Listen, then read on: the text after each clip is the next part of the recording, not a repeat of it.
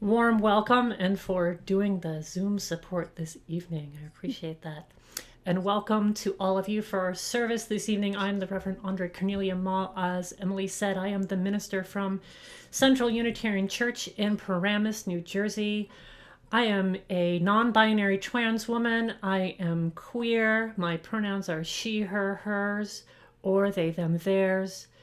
And as Emily said, we are celebrating empowerment of trans individuals today. Empowerment because celebrating trans lives and non-binary lives is more than just being seen. It's about the ability to be our whole selves wherever we show up.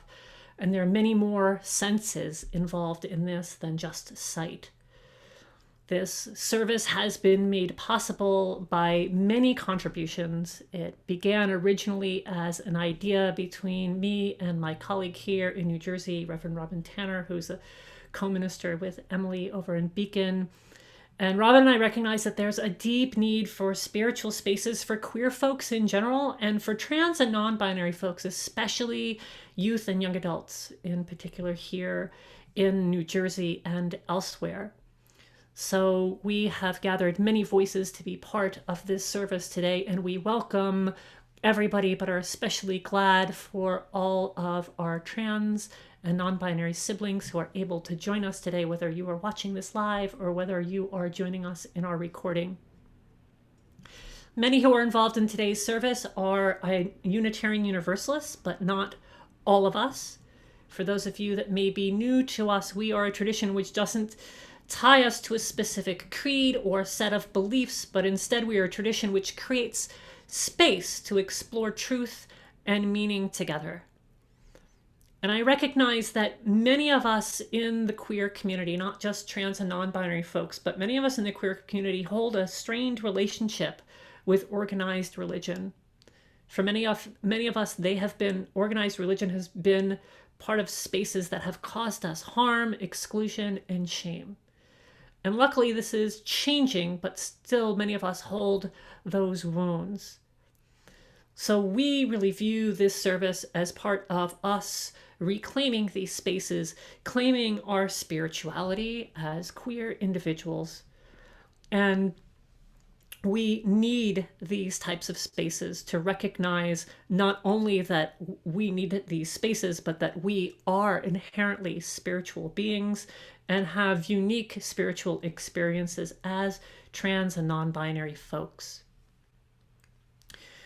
When we come out or when we transition, even if we get a lot of support, we tend to approach these experiences more from a technical perspective. What's the medical and legal things, the personal recognition that we need.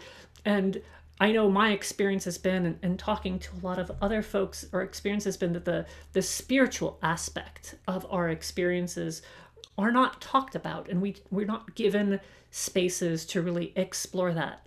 So our belief is that being trans, being non-binary is a deeply spiritual experience and should be celebrated as such.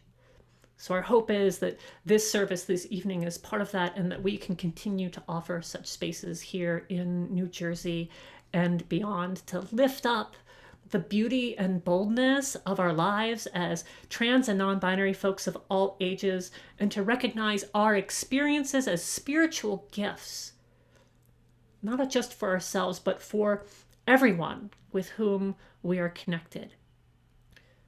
So our time today will consist of words and songs and stories offered by a variety of individuals. Again, many of us from Unitarian Universalism, but others who are not UUs. Most of us are from New Jersey, but some taking part here are from beyond our state. And together we've collected a number of voices of different identities and different ages. And almost all the voices that are here, except for Rev Emilie's and for some of our musicians, almost all the voices today are individuals who are trans or non-binary. So we'll have words, music, prayer, and mainly some reflection. And the center of the service will include some short reflections from a number of individuals on how their trans non-binary identity informs their spirituality. So as we gather in this online space, let us take a moment to connect with one another. I know you just see a few faces. I know that maybe you see some names in the attendee list, but know that there are a number of us here gathering live. There's even more watching this recording later. Let us take a moment to connect to each other. I invite you to place your hand on your heart. Take a deep breath and feel that heartbeat, that movement of our bodies that we all share as living beings. And feel how that connects you to others who are here. And know that we are connected together in this space in our common humanity as we celebrate the stories and the gifts that are shared with us today. I want to also light a chalice in this space. For those of you that are not familiar with Unitarian Universalism, we often light a chalice as a way of creating space together, of marking our time together, of saying this is reverent space, this is sacred space. This is time that we are setting aside together. So in that spirit, I light our chalice together here.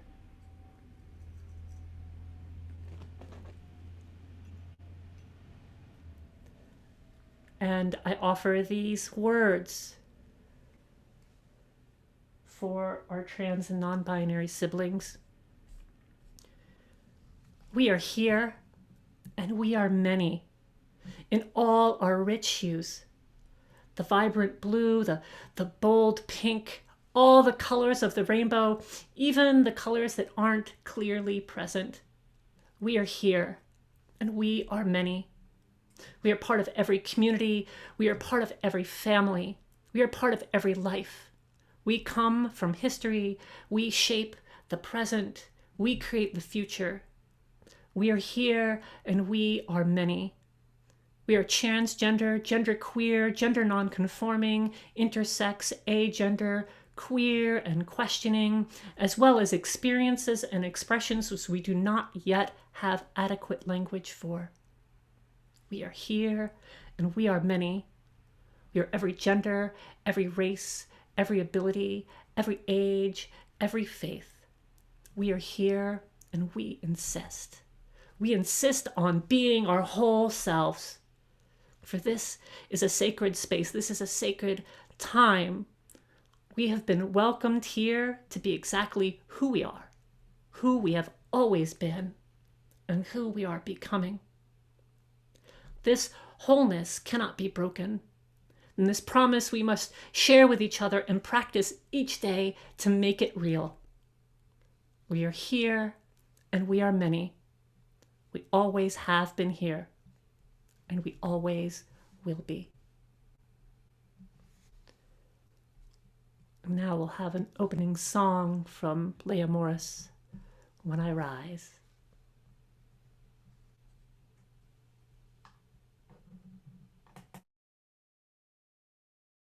When I rise, I will rise like a bird, joyfully.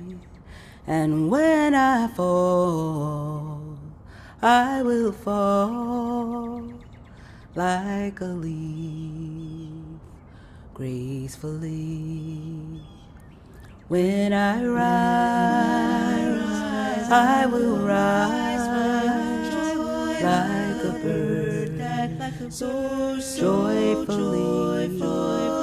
And when I fall, I will fall like a leaf, gracefully.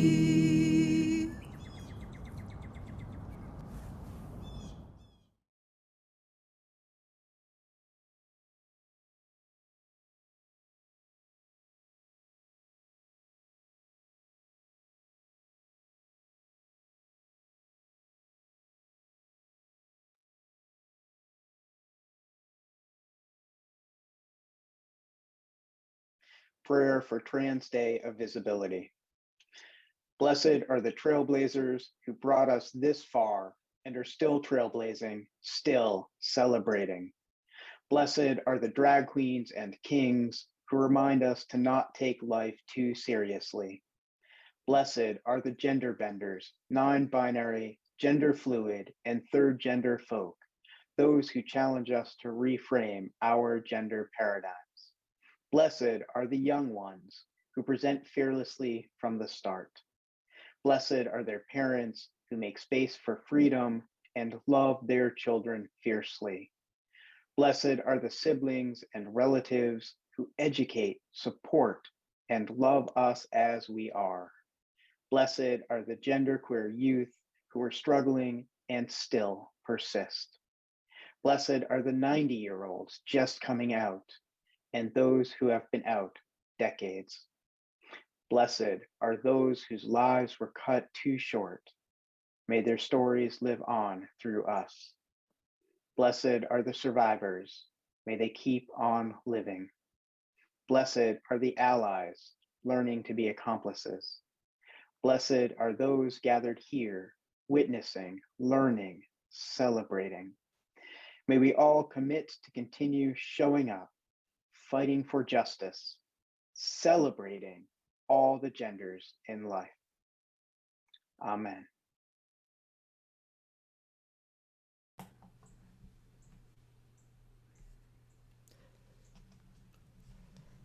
One of the most powerful moments in my own journey to my gender was realizing that I was not alone.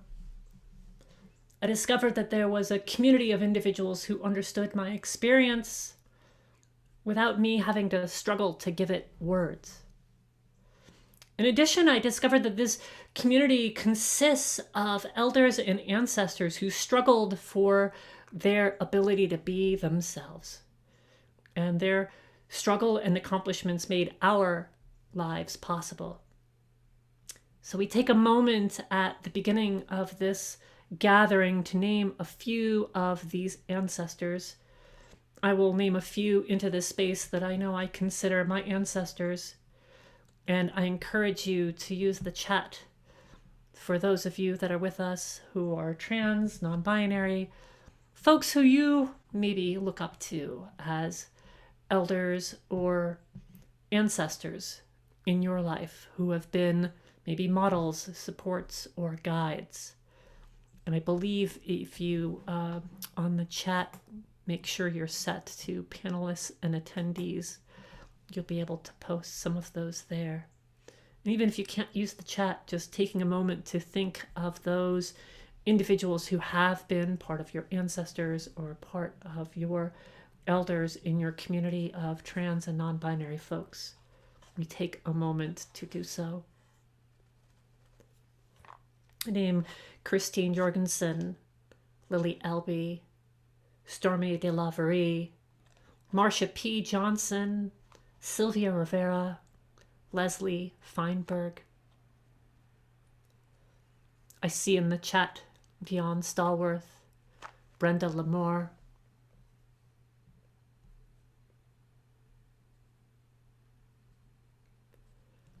I'll take a moment to light a candle in the space in reverence of these ancestors.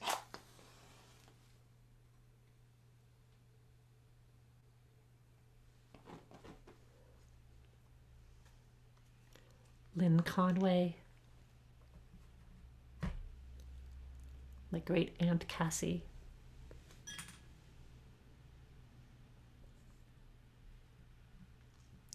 and to these ancestors we offer gratitude, and we offer this song.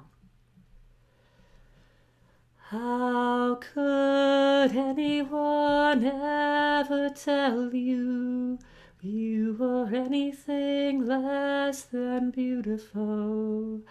How could anyone ever tell you you were less than whole?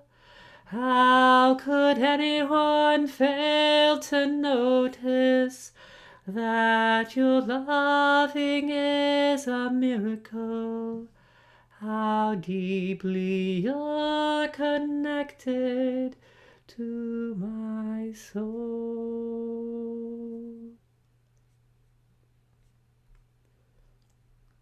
To our trans and non-binary ancestors and elders, we offer this moment in a spirit of prayer. We gather in celebration of your lives as those who helped make our lives possible. Your insistence on being who you are allows us to do the same. May we remember that we are part of a rich lineage of trans and non-binary lives throughout human history. May your memory serve as an inspiration. May our pride, our beauty and boldness serve as an act of gratitude for what you achieved on our behalf. And may we do the same for the generations that follow us. Blessed be.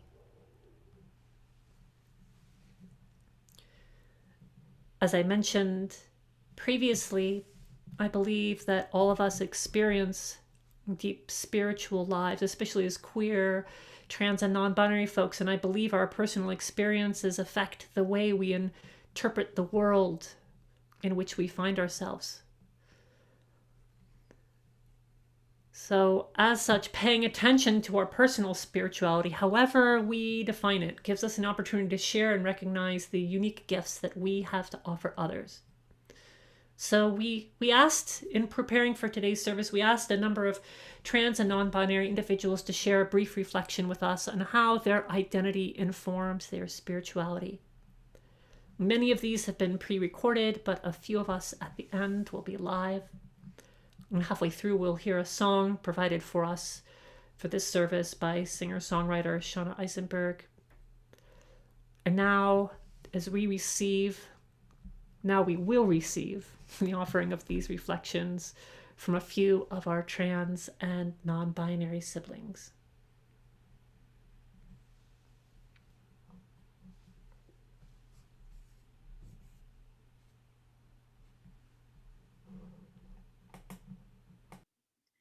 I am Ali Casey Bell. My pronouns are ze, zer, zers, or they, them, theirs. I am a genderqueer person. When I was asked to reflect on how my spirituality informed my gender, I had a tough time picking out exactly where my spirituality gave space for my gender to flourish. It became clear to me that my belief that God, just like humans, is not stagnant, but ever changing, ever creating, and ever evolving, may be one reason why I knew very early that I was neither male nor female. I knew that the universe contained multitudes of infinite possibilities in my spirit, and knowing this has helped me when I could name who I was and when I couldn't. Today is our day of visibility, or a more inclusive way to say it is our day of empowerment. And I'm happy that I can be here with you, empowered in my trans identity today, because representation matters. I know, however, there may be people with us that are not feeling empowered. I was not always empowered on this journey. And sometimes, even though I knew who I was, I had to live in the binary. I've forgiven myself for that because I've learned that my number one job in life is to survive, closely followed by my number two job, which is to thrive. And I'm thriving now. And in my thriving, I'm deepening my connection to my spirituality. For me, this means participating as an active creator in my life. What does it mean for you to deepen your connection to your spirituality? I know, it's a big question.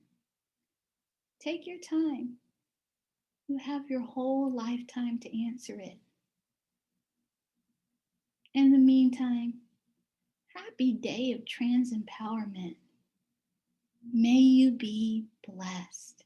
And remember, rule number 1, survive. Rule number 2, thrive.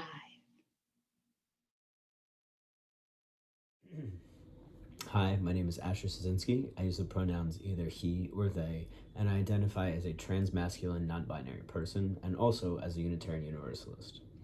I'm 26 years old and I have been a member of Central Unitarian for 26 years. Since I was born, I was dedicated there. I went through affirmation there.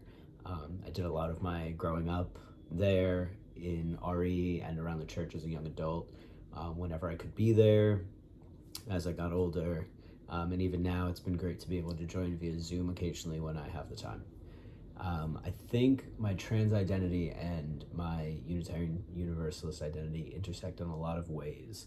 I think a lot of that is based in safety and welcoming. I feel like when I first came out as trans, about 6 years ago now, I felt very welcomed by the CUC congregation. I was even asked to be a guest minister on one weekend where I delivered a sermon about being a trans millennial.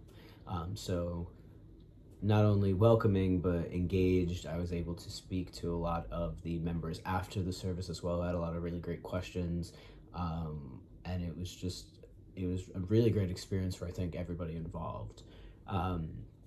As I said, I grew up in CUC, so I was very involved in the RE program, the religious education program. And I feel like a lot of what we learned, especially as I got a little older, as well as we really were taught about the religions of the world. We were taught, every religion, the teachers were kind of like, there's this religion and they believe this, and there's this religion and they believe this. So it wasn't very sheltered at all. It wasn't like, hey, like this is just what we believe in, that's the way that it's done. It was very open, and that really made me feel and understand that Unitarian Universalism really cares about diversity and inclusion and kind of, again, the safety and welcoming of everybody, which made it a lot easier for me to come out, not only to the church, but also to my friends, my family. I always say, when I first came out, I was still kind of worried telling my parents, which is like laughable now because they're the most inclusive and welcoming people you could ever meet. But there's always that fear of, well, it's okay until it's your own kid and things like that. And luckily I was, that was a ridiculous thought, and they were as accepting as you'd think. I think that other ways that my trans identity and my Unitarian Universalist identity kind of coincide with each other is just the fact that every day I wake up and I am those things. I don't even get a choice at this point. This is just who I am, I wake up and I see the world through the eyes of someone who is a Unitarian Universalist and grew up being taught, always do the right thing and be there for people and help people out and do these things. And so when I wake up, I can only see the world through those eyes. The same way that I can only see the world through trans eyes. I don't know what it's like to not be trans. I don't know what it's like to not be Unitarian Universalist. Both of these identities are basically the foundation of my every existence. I will never be able to see the world through any other way. I think it's shaped a lot of who I am.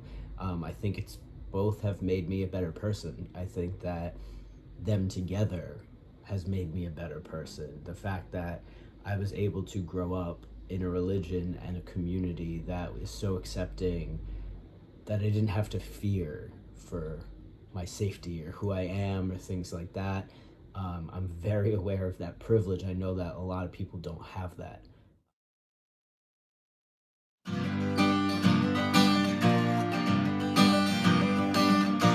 Girls like me, words seem as pretty. Girls like me, always sad alone. Girls like me, awkward and nerdy. Girls like me, our feelings unknown. It was a living hell to be a girl like me. I could not quell this girl inside of me, cast under a spell. I was a girl no one could see. I could never tell my story. like me. Girls like me never asked on a date. Girls like me never dared to dance. Girls like me aren't in the in crowd. Girls like me never given a chance. But living hell to be a girl like me. I cannot quell this girl inside of me, cast under a spell to be a girl no one could see. I can never tell my story of a girl like me. Boys like me, outcast and scorned. Boys like me, picked last for the team. Boys like me, beaten and bullied. Boys like me, we could only dream. Live in hell to be a boy like me. I cannot quell this feeling inside of me, cast under a spell to be seen as a boy like me. I can never tell the story of a boy like me. Girls like me grow up to be women. Girls like me set our spirits free. Girls like me, empowered and loving.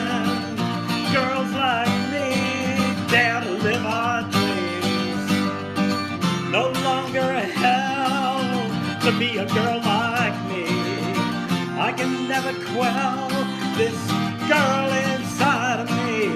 I've broken the spell to be a girl who all can see. Today I can tell my story of a girl like me. Girls like me.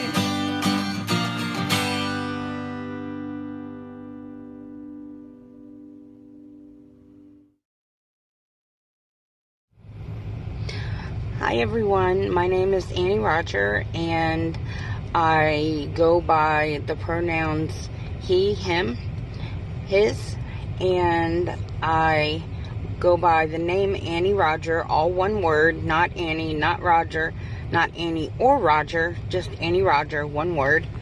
And I would say that the way that my identity, which is gender fluid, trans male, informs my spirituality would be that I feel like I see the world through the world through the eyes of someone who has both genders within them. I don't feel like I'm one or the other, although I lean toward masculine. I would say that I do see the world through both eyes. And sets of eyes, I guess I should say. My spirituality is my way to connect to the world and my way to connect to myself and to a higher being that I feel guides me. And I feel like by acknowledging the part of myself that is gender fluid, I am able to connect within myself to who I really am, to bring down the boundaries, bring down the walls, and by acknowledging who I am, I'm able to be more authentic with others, more vulnerable with others, more honest with others. I would say when I make a mistake, I'm more willing to admit it, or at least hopefully admit it to myself. But it just makes my spirituality and my identity as being a gender fluid person gives me the opportunity to be strong, gives me the opportunity to be weak. And it really guides me into who I am, and how to be a good person within this really difficult time that we're all living in, and to be a good person, and to be more human. Hi friends, my name is Arielle Rebekah. I use she or they pronouns interchangeably. I am an out, proud, non-binary trans woman based in Chicago, Illinois, but I'm originally from Bergen County, New Jersey, in Emerson. So for me, my spirituality connects to my identity in a lot of ways. So I'm not someone who feels super connected to God. That's not really where my spirituality lies. But for me, when I came out, it was a huge leap of faith. I had just spent 2 years in an abusive Southern boarding school that was basically a conversion therapy program. Therapist had outed me to my family, told them I was doing it for attention, and really tried everything. The school tried everything they could to gaslight me into believing that I was not trans, that I was wrong about who I was, and so for me, getting out of there was a lot about learning to trust myself again. And before I was able to transition, I had to do that. I came out as trans about 8 months after graduating from that school. So that was August of 2015, a little over 6 years ago now. And that for me involved a huge leap of faith because I wasn't sure that I trusted myself yet, but I knew that I could trust myself to stay on the right path. I knew that if I followed my gut, if I followed my intuition, if I believed myself and tried to look out for what I needed as opposed to trying to please others, trying to please society, that I would be on the right path. And for me, the past, 6 years has been learning who I am apart from any expectations that are set for me, apart from what my parents want from me, what society says I should be as a woman, as a trans person. And transitioning has forced me to really look inward and examine myself in ways that I feel like a lot of cis people don't often do. And for me, that like getting in touch with myself, getting in touch with what I want, what my life feels like it should be, that is what spirituality is. That is how I feel connected to myself and to those around me.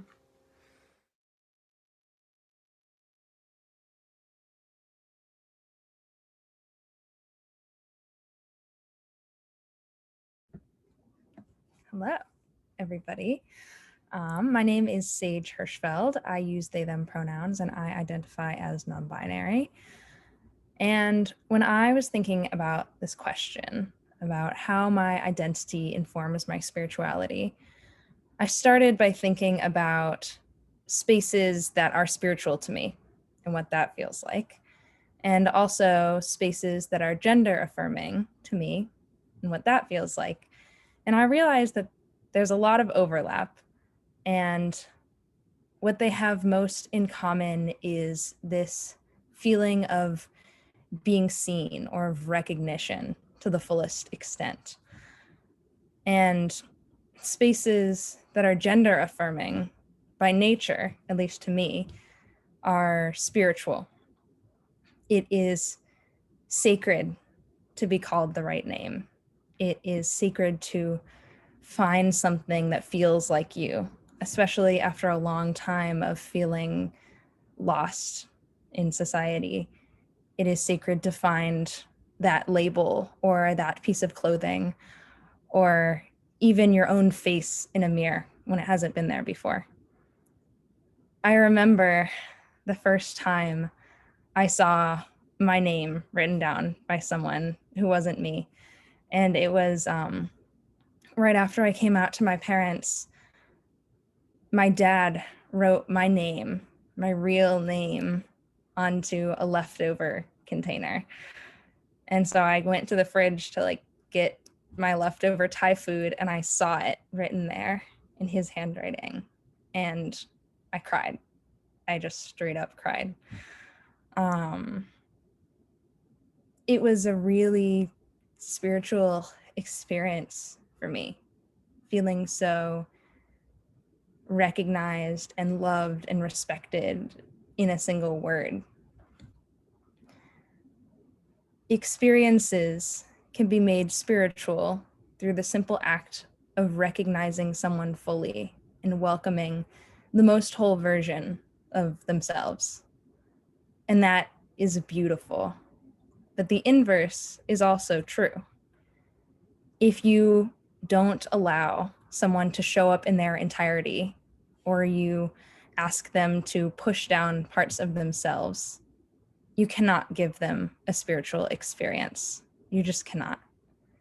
It doesn't matter if you sing all the right songs or you light all the right candles. I don't know. If you're in a worship service or a spiritual space and you are asking people to shed parts of themselves before they walk through the door, or to just not come through the door altogether, that is not sacred. That is not what I call worship. And I will not settle for that. None of us should. My identity informs my spirituality by showing me how powerful it can be when everyone is welcomed as their fullest selves, and by reminding me to not take anything less.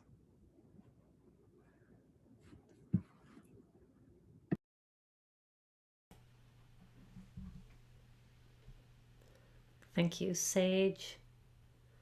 I'm so grateful for you and for Arielle and AnnieRoger and Shana and Asher and Ali for sharing these thoughts, sharing these reflections, giving voice to your experiences and how that connects to your sense of the sacred. And I want to point out the importance of the use of language for so many of us, whether that language is about speaking or hearing our own names or our own pronouns. The language that helps us claim who we are. And so beautiful you were saying there, Sage, that is part of creating that sacred space, is being fully welcomed. And there were bits of that in many of the other reflections as well. And I want to focus in on the use of language in being in this space together. I've spent much of my life defined by words which did not fit me. Boy, man, father. In my adolescence, I was not lucky enough to encounter the magical words that we use today. I falsely felt I needed to figure out if I was gay or I was straight. That was the only language I had been provided at a young age. And I didn't know what to do with the fact that I was neither. And I didn't have any other vocabulary, and I couldn't even get into the difference between sexuality and gender. People weren't even talking about that, at least in spaces that I was entering as a young adult. So I had no language to give voice to who I was or what I was experiencing. So I kept putting it away. And it wasn't until personally that I reached my 40s that I finally heard the word genderqueer. It was for the first time I'd heard that word, and it was from a teen.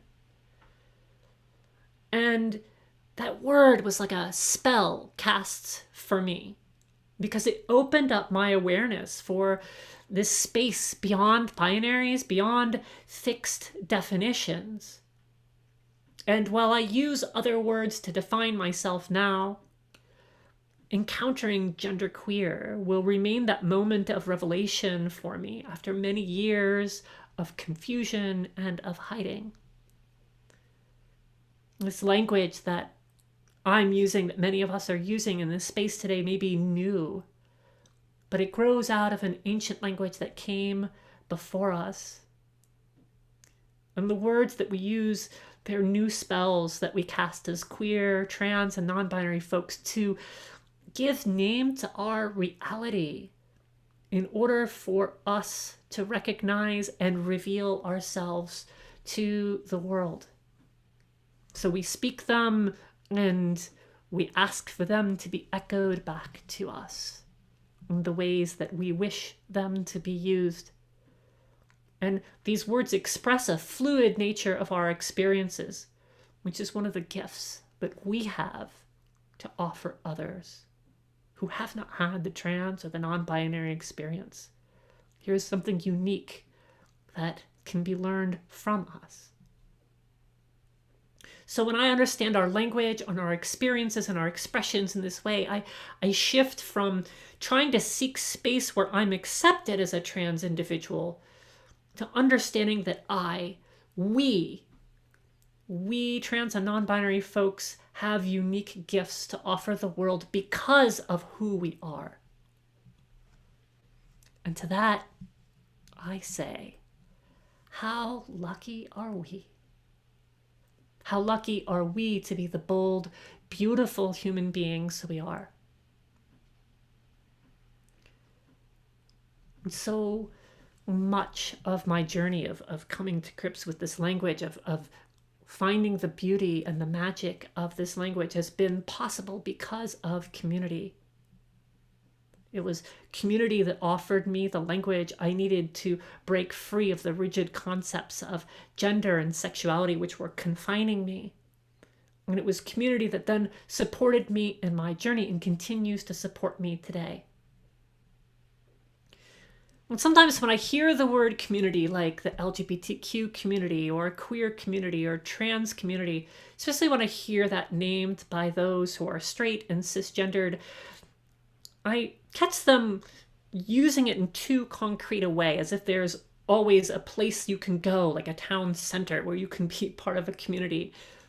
And this may be the case for those of us that are lucky enough to have a group or a physical center that we can go to, or these days, an online space that we can go to.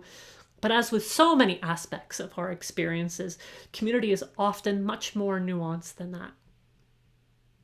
And we often pride ourselves as queer folks of being able to define our own sense of community and our own sense of family, just as we are able to define our own sense of gender and our own sense of our sexuality. And our hope is that sacred spaces like this, both online and perhaps again one day in person, can be part of what we define as the trans and non-binary community. And for those of us here in New Jersey, we want that to exist here as well. So in that spirit, we have gathered today. And in that spirit, I'm going to light another candle on our altar here, actually 3 more, for the past, the present, and the future community that holds us as trans and non-binary siblings. And as I do so, we will receive a blessing for our community from the Reverend Elizabeth Mount.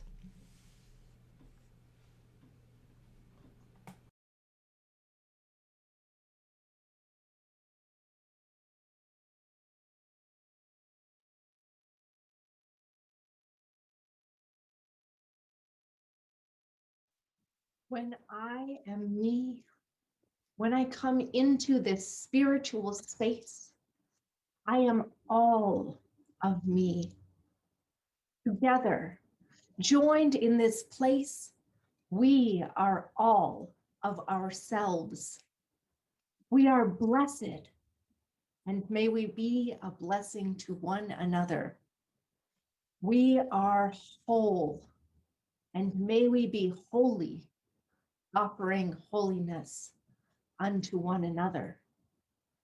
As we have been given courage to find ourselves, whether or not such searching was welcome, may we today honor all of us, the parts of ourselves that were brave, the parts that still hold fear, the small, insistent voice inside, the hope that clung to love, the searching self that found the sparkle of a hidden gem, the truth of self, which ached to bring forth the glowing facets of your beauty.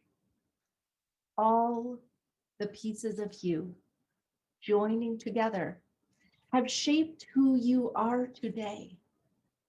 We are a community built from within, becoming, unfurling, enhancing, unveiling, acknowledging, empowering each sacred one of us, uniquely present. We are invaluable, immeasurable, unfailingly holy, as we have been at every stage of our journeys, from the moment of our births, from each moment of rebirth or reawakening. We are vaster than the imagination. We contain and encompass multitudes. We are possibility and what is beyond the impossible. This community, this our trans community, holds the glory of all godliness, the joy of the springtime blossom, the power of the universe and the stars, endlessly becoming. I need not bless you, for you are already a blessing made flesh. And yet, I bless you. I bless you in return as you are a blessing to me, to acknowledge that we, in our diversity, are a united whole in peace and in power. Blessed be, dear, dear community. Blessed be.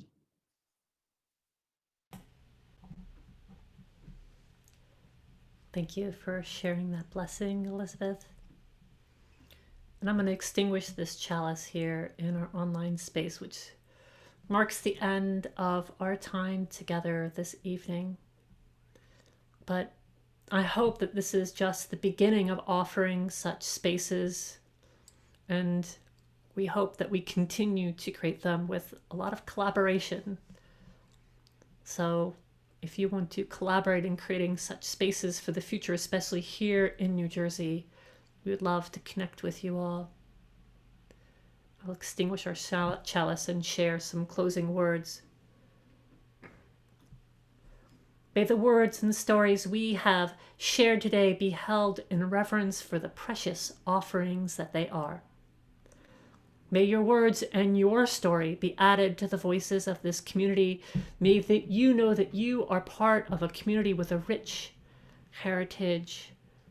Our ancestors have used other languages and expressions, but they helped to make this community possible. May we remember that may we remember that there are those who came before us, and there are also those who will come after us and who will in turn have their own language and experiences.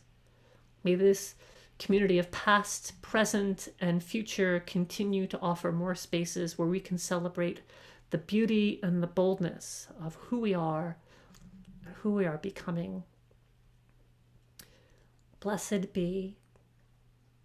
And we will now have one closing song to end our time together.